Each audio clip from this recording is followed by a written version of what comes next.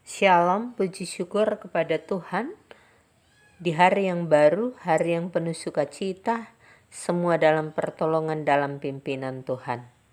Mari kita datang bersaat teduh beberapa waktu berjumpa dengan Tuhan di dalam doa dan firman-Nya. Mari berdoa. Bapa kami yang di sorga, kami bersyukur, bersukacita. Kami boleh diberi kekuatan dan kesehatan. Sampai saat ini kami punya kesempatan untuk datang kepada Tuhan.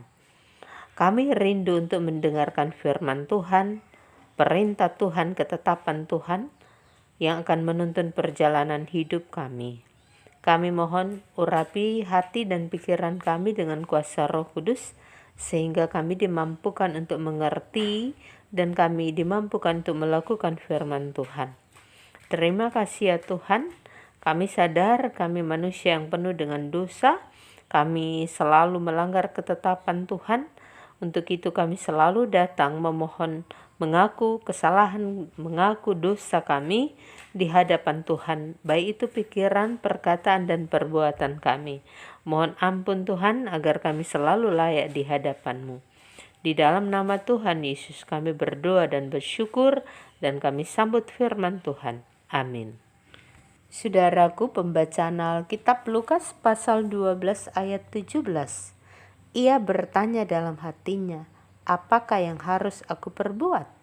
Sebab aku tidak punya tempat di mana aku dapat menyimpan hasil tanahku. Demikianlah bunyi firman Tuhan. Yang disebut berbahagia ialah mereka yang mendengar firman dan yang melakukannya. Saudara yang dikasihi Tuhan, bacaan Alkitab saat ini Tuhan Yesus memberikan peringatan kepada orang banyak dan para murid-Nya tentang bahaya ketamakan disampaikan dalam sebuah perumpamaan. Dalam bacaan ini Yesus mengemukakan perumpamaan tentang orang kaya. Tanahnya berlimpah-limpah hasilnya. Seorang yang kaya, apalagi kaya raya, biasanya memiliki sejumlah bidang tanah, rumah, usaha di bidang apa saja, tentunya memberikan hasil yang berkelimpahan. Perhiasan-perhiasan dalam bentuk yang mahal, emas, perak, mutiara, dan lain-lain. Dengan kata lain, orang kaya ini banyak hartanya, berlimpah hartanya, sehingga ia bertanya dalam hatinya, apakah yang harus aku perbuat? Sebab aku tidak punya tempat di mana aku dapat menyimpan hasil tanahku, kekayaanku.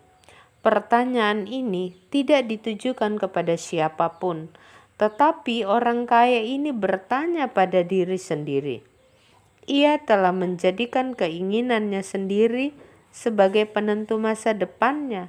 Hatinya sudah melekat pada hartanya sehingga membuat dia lupa diri, dia lupa bertanya kepada Tuhan yang adalah pemilik segalanya termasuk nafas kehidupannya.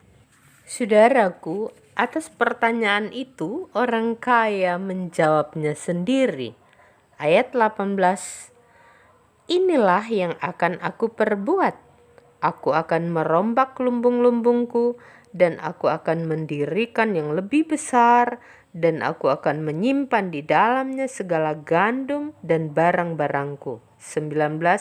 Sesudah itu aku akan berkata kepada jiwaku, jiwaku, ada padamu banyak barang, tertimbun untuk bertahun-tahun lamanya, beristirahatlah, makanlah, minumlah dan bersenang-senanglah. Saudaraku, ini gambaran dari suatu perjalanan panjang ketika seseorang sudah berada di puncak gunung yang tinggi dan ia sudah mencapai tujuan hidupnya. Ia sama sekali tidak memikirkan orang lain. Ia menganggap bahwa ia telah mencapai tujuan hidupnya dan merasa aman, bahkan sampai tidak mengindahkan dan tidak menyadari bahwa ini adalah anugerah Tuhan yang terindah, sehingga Dikatakan sikap orang kaya ini adalah sikap yang sangat bodoh. Pada akhirnya membawa dia pada kebinasaan. Saudaraku, firman Tuhan mengajar kepada kita semua bahwa kekayaan, harta milik kita, gunakanlah itu untuk memuliakan Tuhan dan menjadi berkat bagi orang lain. Amsal 30 ayat 8 dan 9. Jauhkan daripadaku kecurangan dan kebohongan. Jangan berikan kepadaku kemiskinan atau kekayaan. Biarlah aku menikmati makanan yang menjadi bagianku, supaya kalau aku kenyang, aku tidak menyangkal engkau dan berkata, siapakah Tuhan itu? Atau kalau aku miskin, aku mencuri dan mencemarkan nama Allahku. Amin. Saudaraku, untuk mengakhiri perenungan kita berdoa. Bapa kami yang di sorga, terima kasih, bersyukur segala berkat Tuhan yang Tuhan anugerahkan kepada kami. Tolong kami dengan firman-Mu, kami diingatkan untuk menggunakan harta ini dengan bijaksana dan untuk memuliakan nama Tuhan menjadi berkat bagi sesama.